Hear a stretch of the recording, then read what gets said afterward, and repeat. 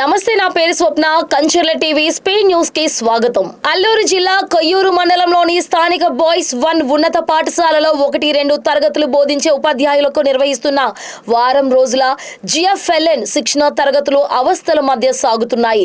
ఈ సందర్భంగా మండల విద్యాశాఖ అధికారి మాట్లాడుతూ విద్యార్థుల విద్యా ప్రమాణాలు పెంపొందించడమే లక్ష్యంగా ఈ శిక్షణ సాగుతుందని, మండల వ్యాప్తంగా మొత్తం 135 మంది ఉపాధ్యాయులు ఈ తరగతులకు హాజరయ్యారని వివరించారు. అయితే శిక్షణ కోసం కేటాయించిన 3 గదుల్లోనూ ఒక్క ఫ్యాన్ కూడా తిరగకపోవడం గమనార్హం.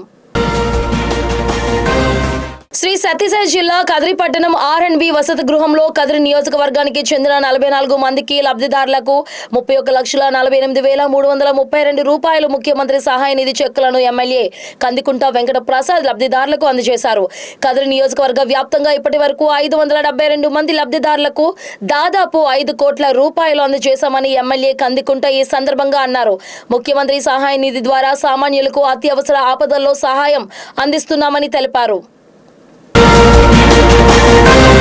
ప్రపంచ పర్యావరణ దినోత్సవం పురస్కరించుకొని జిల్లాలో ఇండస్ట్రియల్ పార్కులను సందర్శించామని, యువత స్కిల్ ద్వారా వారి భవిష్యత్తును అభివృద్ధి పదంలో నడపొచ్చు అనే ఉద్దేశంతో కూటమి ప్రభుత్వం వారికి కావాల్సిన రాయితీలతో ఎంఎస్ సమీర్ ద్వారా స్వయం ఉపాధి ఏర్పాటు చేస్తున్నామంటున్న మంత్రి కొండపల్లి శ్రీనివాస్తో మా కాకినాడ జిల్లా special correspondent Nanaji face to face.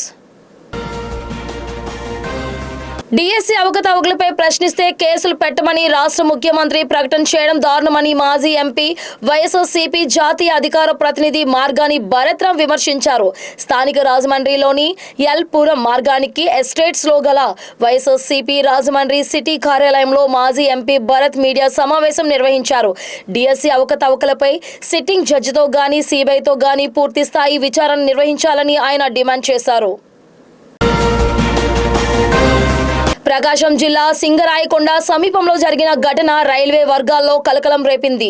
Ernakulam నుంచి బిలాస్పూర్ వెళ్తున్న ఎక్స్ప్రెస్ రైలులోని కొందరు ఆకతాయిలు ఎదురుగా వస్తున్న జీటీ ఎక్స్ప్రెస్ ఇంజన్ పై ఆహార పదార్థాలు, మద్యం సీసాలు విసరడంతో ఇంజన్ ముందు అద్దం ధ్వంసమైంది. ఈ ఘటనలో లోకో పైలట్ ఆంజనేయులు గాయపడగా ఆయనకు ఉలవపాడు ప్రభుత్వ ఆసుపత్రికి తరలించి ప్రథమ చికిత్స అనంతరం విజయవాడ రైల్వే ఆసుపత్రికి తరలించారు.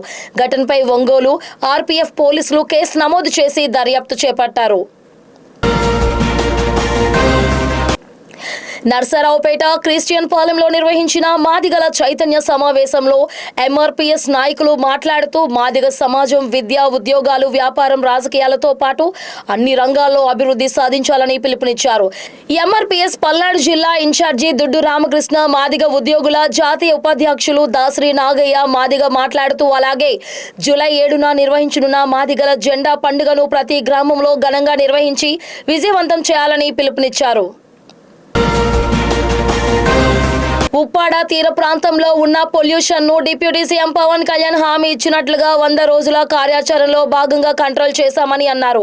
ఇప్పుడు regional pollution control board environmental engineer సూర్యకళతో మా కాకినాడ జిల్లా special correspondent Nanaji face to face. Paschima Godavari జిల్లా ఉండి మండలం పాములపర్రు సమీపంలో కరెంటు షార్ట్ సర్క్యూట్ వల్ల మంటలు చెలరేగి వ్యాన్ పై ఉన్న థర్మాకోల్ షీట్లు అంటుకొని వ్యాన్ పూర్తిగా దహనమైంది. దీనివల్ల సుమారు 7 లక్షల ఆస్తి నష్టం జరిగినట్లు సమాచారం. డ్రైవర్ సురక్షితంగా బయటపడడంతో స్థానికులు ఊపిరి పీల్చుకున్నారు. అగ్ని ప్రమాదంలో ఏచర్ కంపెనీకి చెందిన థర్మాకోల్ వ్యాన్ పూర్తిగా దగ్ధమైంది. ఒక్కసారిగా స్థానికులు వెంటనే ఫైర్ సిబ్బందికి సమాచారం అందించారు. మంటలను ఆర్పేలోపు వ్యాన్ పూర్తిగా కాలి బూడిదైపోయింది. చిన్నారుల శారీరక, మానసిక అభివృద్ధి లోపాలను ప్రారంభ దశలోనే గుర్తించేందుకు ఆర్టిఫిషియల్ ఇంటెలిజెన్స్ సాంకేతికత ఎంతగానో దోహదపడుతుందని జిల్లా మహిళా మరియు శిశు సంక్షేమ శాఖ అధికారి కేవి బాలామణి తెలిపారు. విజయనగరం జిల్లా కొత్తవలస ఐసిడిఎస్ కార్యాలయం, జామీ జడ్పీ హైస్కూల్ వేదికలుగా మండల స్థాయి అంగన్వాడీ టీచర్లకు ఏఐ ఆధారిత స్క్రీనింగ్ టెస్ట్పై ప్రత్యేక శిక్షణా కార్యక్రమం నిర్వహించారు. ఇవి ఇంతవరకు నా అప్డేట్స్. చూస్తూనే ఉండండి కంచర్ల టీవీ స్పీడ్ న్యూస్.